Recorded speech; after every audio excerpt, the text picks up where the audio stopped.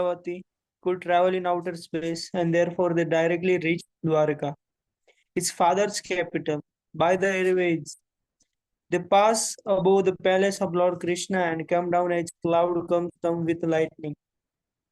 The inner section of place is known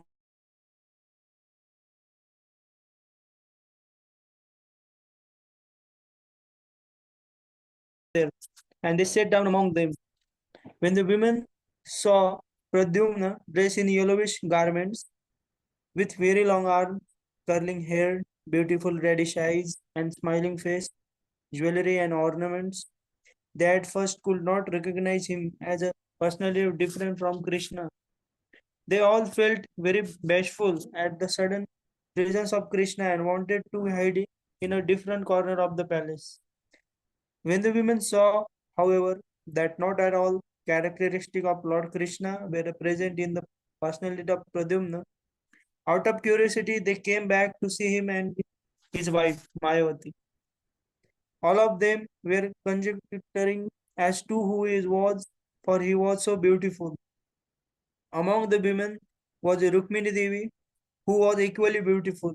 With her lotus-like eyes, seeing Pradyumna, she naturally remembered her own son, and milk began to flow from her breasts out of motherly affection. She then began to wonder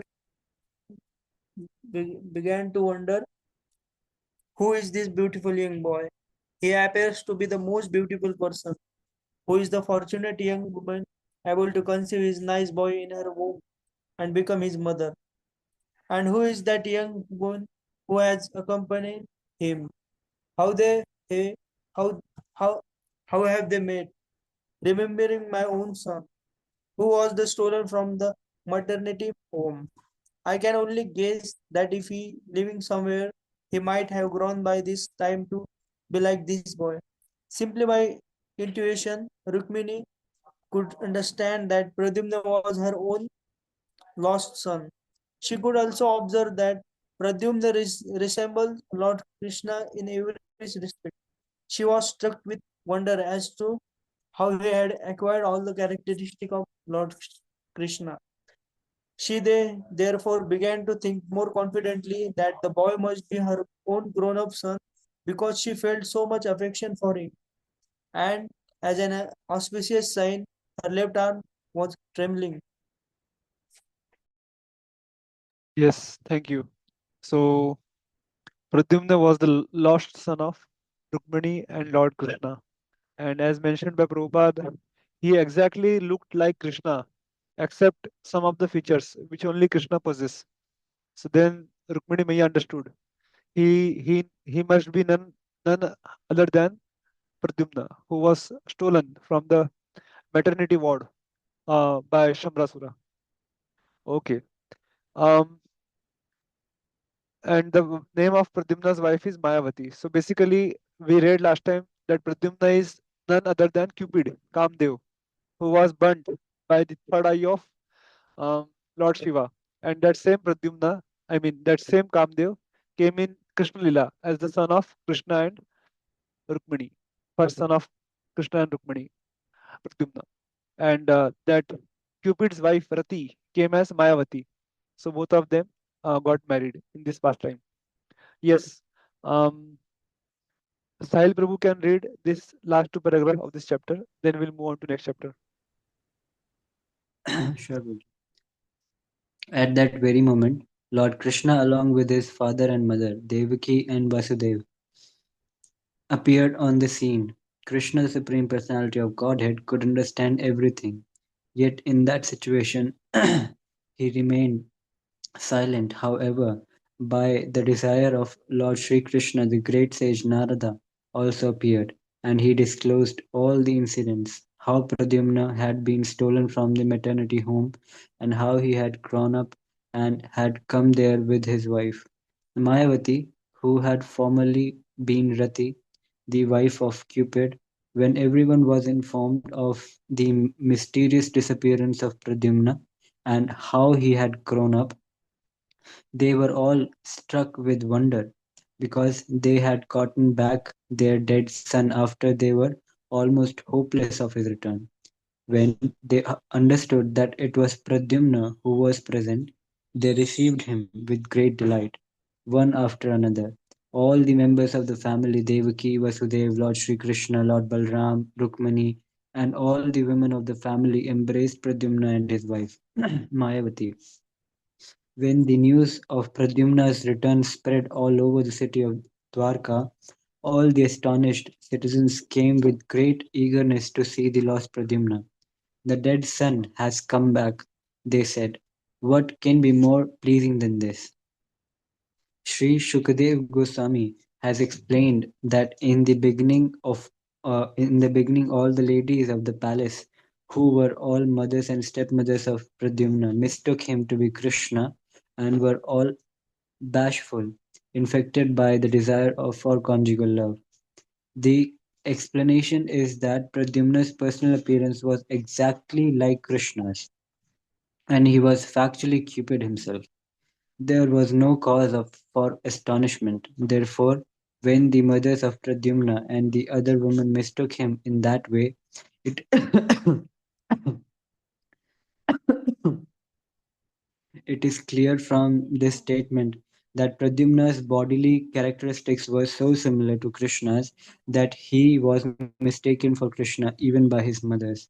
Thus ends the Bhakti Vedanta purport of the 55th chapter of Krishna, Pradyumna born to Krishna and Rukmani. Yes, thank you. So again, Prabhupada is mentioning that Pradyumna, because he was son of Krishna in this Leela, who is Cupid in his original form, he exactly looked like Krishna, apart from some specific features which only Krishna possesses, which no other god possesses. Like we say, Lord Ram has 60 qualities, Lord Vishnu has 56 qualities, and Krishna has 64 qualities.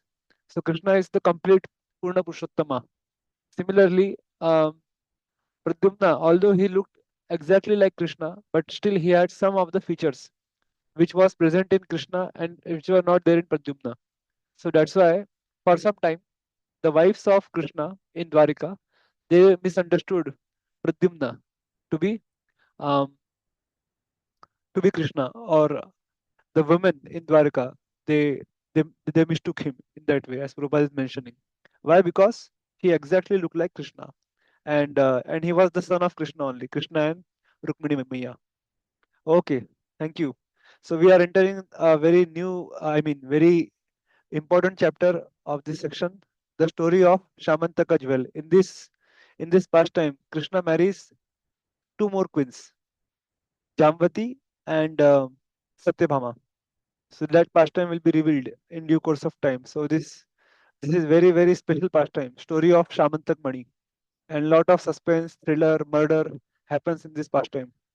So let's go paragraph by paragraph. Chapter 56, story of Shamantak jewel. Prashant Prabhu, can you read? Okay, so we have more participants now. So I think each devotee can read one paragraph. So Prashant Prabhu can read one paragraph, and then Rishikesh Prabhu can read.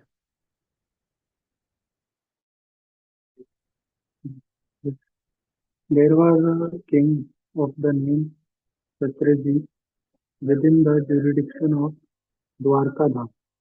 He was a great devotee of the sun god who awarded him the benediction of a jewel known as Syamantaka. Because of this Syamantaka jewel, there was a misunderstanding between King Satrājit and the Yadu dynasty.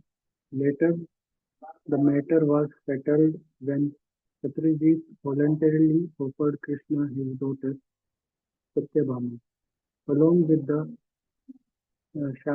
Shamtaka jewel. Not only Satyabhama, but also Jamvati, the daughter of Jambavan, was married to Krishna on the account of the uh, Sat- Sat- Shamantaka jewel.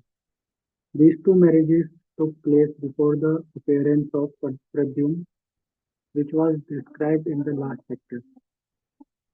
How King Satrajit offered the Yadu dynasty and how he later come to his senses and offered his daughter, and the Syamantaka jewel to Krishna are described as follows.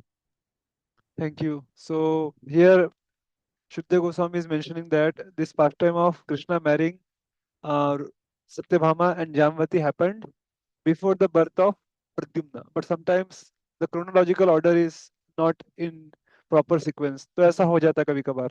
Some chapters they appear before and some chapters they appear later. So that is fine. There is no uh, problem in that. So Prabhupada is just mentioning a point that this lila happened much before the birth of Krishna's first child, Pradyumna.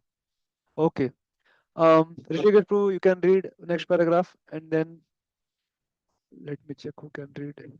Then I think, Since he was yeah, mm, Aditya Prabhu can read after you.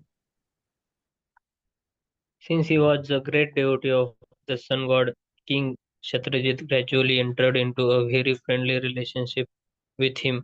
The sun god was pleased with him and delivered to him an exceptional jewel known as Shaman Syamantaka. When Satrājit wore his jewel in a locket around his neck, he appeared exactly like an imitation sun god. Putting on this jewel, he entered the city of Dwarka, and people thought that the sun god had come into the city to see Krishna. They knew that Krishna, being the supreme personality of Godhead, was sometimes visited by the demigods. So while Satrajit was visiting the city of Dwarka, all the inhabitants except Krishna took him to be the sun god himself. Although King Satrajit was known to everyone, he could not be recognized because of the dazzling effulgence of the Syamantaka jewel. Yes. So here it is mentioned that Satrajit, he was a demigod worshipper. Krishna says in Bhagavad Gita, men who have less intelligence, they worship demigods. So sun god, out of pleased with Satrajit's worship, gave him Shamantak Mani. And that Shamantak Mani was so effulgent, as if when he used to go anywhere with that Shamantak Mani, ऐसा लगता था कि साक्षात सूर्यदेव आ गए हैं, as if sun god himself has come to that palace. So here this Satrajit has come to city of Dwarka to show off his opulences कि देखो मेरे पास कितना अच्छा मणि है जो द्वारका में भी नहीं है. And he is coming to the palace of Lord Shri Krishna. Yes, Aditya Prabhu, you can read, and then Dhruv Sharma Prabhu can read.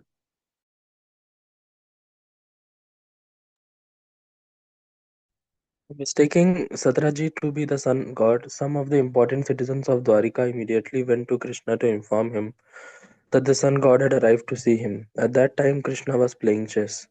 One of the important residents of Dwarika spoke thus: My dear Lord Narayan, you are the Supreme Personality of Godhead. In your plenary portion as Narayan or Vishnu, you have four hands with different symbols: the conch shell, disc, club, and lotus flower. You are actually the owner of everything. But in spite of your being the Supreme Personality of Godhead Narayan, you descended in Vrindavan to act as the child of Yashoda Mata, who sometimes used to tie you up with her ropes, and you are celebrated, therefore, by the name Damodar. Yes, thank you. So the citizens of Dwarika, they started glorifying Krishna, and then they will make the announcement for which they have come to meet him. Dhruv Prabhu can read.